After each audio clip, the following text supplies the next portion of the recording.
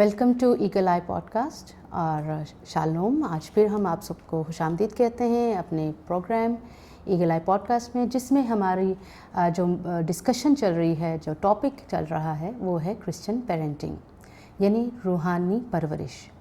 तो हमने पिछले अपने पॉडकास्ट में जो जिक्र किया था वो रूहानी नशोनुमा के बारे में किया था और जिस्मानी नशोनुमा के बारे में किया था। हमने बात की थी कि हमने अपने बच्चों की तालीम पर किस तरह से फोकस करना है, किस तरह से उनकी रहबरी करनी है।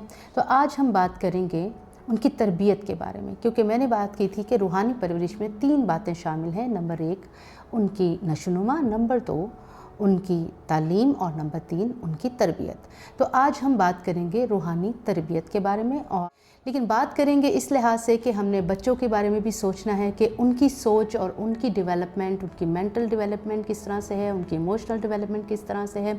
हमने किस तरह से अपने बच्चों के साथ उनके लेवल पर कनेक्ट होना है, वो किस एज में से, किस एरा में से गुजर रहे हैं। अगर टीनेजर है तो उससे कैसे बात करनी है, अगर टॉडलर है तो उससे कैसे बात करनी है, और अगर बचपन में ये जो क्लास 5 से लेके आपके क्लास 10 तक के बच्चे हैं उनको किस तरह से हमने अप्रोच करना है, ताकि हम उसकी उस तरीके से तरबियत कर सकें जिस तरह के खुदावंद चाहता है कि हम अपने बच्चों की रहनुमाई करें।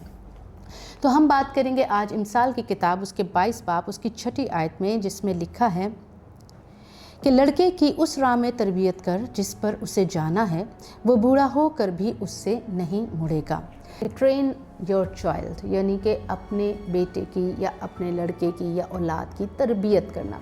यहाँ तालीम की बात नहीं है, यहाँ और नशोनुमा की बात नहीं है, यहाँ ट्रेन करने की बात है, यहाँ तरबियत देने की बात है। बिल्कुल प्रैक्टिकल एक वर्ड है। तो जो तालीम है दैट इज़ नॉलेज, लेकिन जो तरबियत है दैट इज़ प्रैक्टिकल। तो हमें ये बात सही तरह समझ जानी चाहिए कि परवरिश के अंदर ये 2 डिफरेंट एक पहलू हैं, जिनमें से हम कभी एक को इग्नोर कर देते हैं जिसमें तालीम है, या हम तरबियत जिसमें है ट्रेन योर चाइल्ड उसको हम इग्नोर कर देते हैं।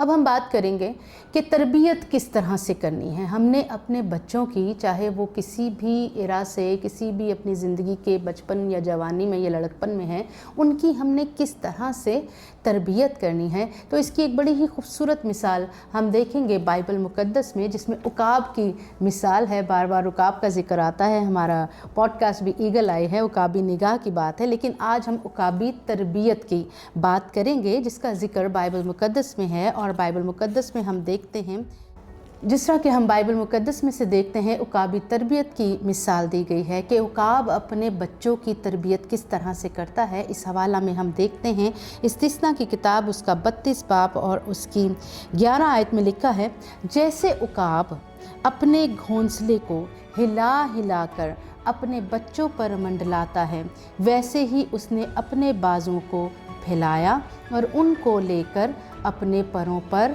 उठा लिया। तो हम ये बात कर रहे हैं कि उकाब की मिसाल जो दी गई है बाइबल मुक़द्दस में, कि वो किस तरीके से, किस तरह से अपने बच्चों की परवरिश करता है। अगर हम उकाब के घोंसले की बात करें, जब उसके बच्चे अंडे से निकलने होते हैं तो वो बड़ा ही नरम घोंसला बनाता है, ताकि जब उसके बच्चे जो नौज़ायदा हैं पैदा हों, पैदाइश हो तो उनको कोई इशू ना हो, उनको घोंसला ना चुभे, उनको सख्त माहौल ना मिले, उनके लिए मुश्किल ना हो। लेकिन जब वो थोड़े से बड़े होते हैं तो वो उसमें से जो घास फूस है वो आहिस्ता आहिस्ता निकाल देता है, और वो जो कांटे अब घोंसले के हैं वो उनको चुभने लगते हैं। जब चुभने लगते हैं तो फिर परिंदों के जब थोड़े से पर निकल आते हैं, वो थोड़ा फड़फड़ाते हैं कि वो, क्योंकि वो चुभते हैं तो वो उसमें से निकलने की कोशिश करते हैं। और उसके बाद जब वो निकलने की कोशिश करते हैं, उनके पर थोड़े उनमें ताकत आ जाती है, तो फिर उकाब क्या करता है, उन बच्चों को घोंसले से उठाता है और हवा में गिरा देता है। और जैसे ही हवा में गिराता है, बच्चे हवा में होते हैं तो वो अपने आप को बचाने के लिए, अपनी ज़िंदगी को बचाने के लिए फड़फड़ाते हैं, अपने परों को मारते हैं, फड़फड़ाते हैं, ताकि वो उड़ना सीखें।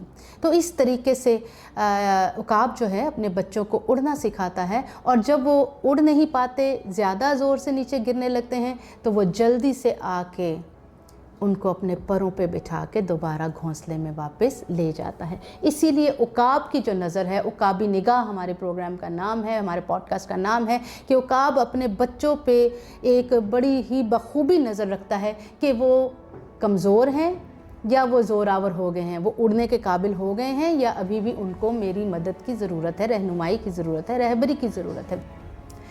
اس لیے ہمارا پروگرام ہے ایگل آئی پوڈ کاسٹ, یعنی کہ عقابی نگاہ. ہم نے بالکل عقابی نگاہ رکھنی ہے, جس طرح سے عقاب اپنے بچوں پہ بخوبی نظر رکھتا ہے کہ وہ کس قدر کمزور ہیں یا کس قدر زوراور ہو گئے ہیں, کیا وہ اڑنے کے قابل ہو گئے ہیں یا ابھی بھی انہیں اپنے پروں پہ بٹھا کر سنبھالنے کی ضرورت ہے. تو عقابی نگاہ, اسی لیے اس ٹاپک کو ہم آج دیکھ رہے ہیں کہ تربیت ہم نے اس طرح سے کرنی ہے جس طرح عقاب اپنے بچوں کی تربیت کرتا ہے.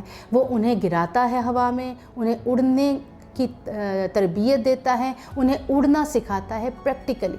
اور اسی طرح ہم بات کرتے ہیں کہ وہ ان کو ان کے کمفرٹ زون سے باہر نکالتا ہے. جیسے کہ میں نے بتایا شروع میں, جب وہ نوزائیدہ بچے ہوتے ہیں تو گھونسلہ بڑا نرم اور ملائم ہوتا ہے, لیکن وہ ان کے کمفرٹ زون سے ان کو نکالتا ہے, اس گھونسلے کو دوبارہ اس قابل بناتا ہے کہ وہ اس کو چبھے اور وہ اس میں سے نکلنے کی کوشش کریں.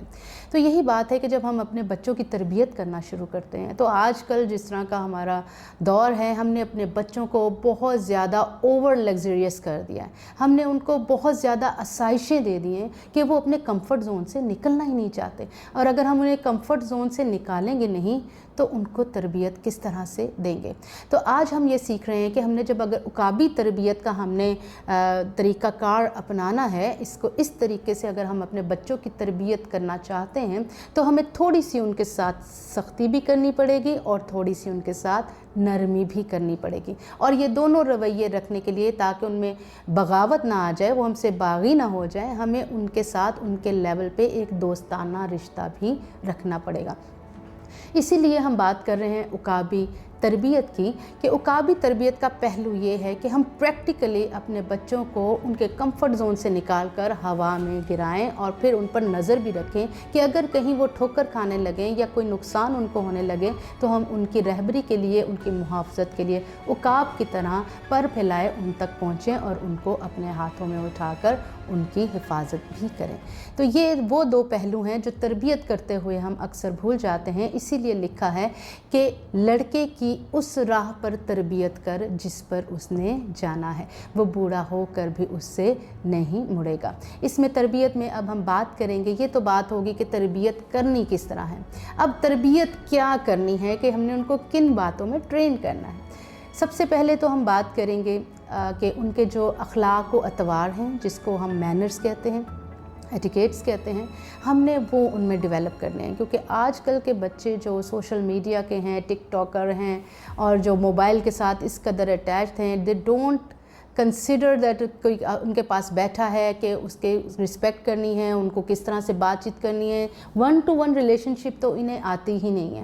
اس کے بعد ان کو کسی کو رسپیکٹ دینا بھی نہیں آتی. ان کو یہ پتہ ہے کہ جو چیز ہمیں ناپسند ہو رہی ہے اس کو بس بلاک کر دینا ہے اور اس کے ساتھ کٹ آف کر دینا ہے.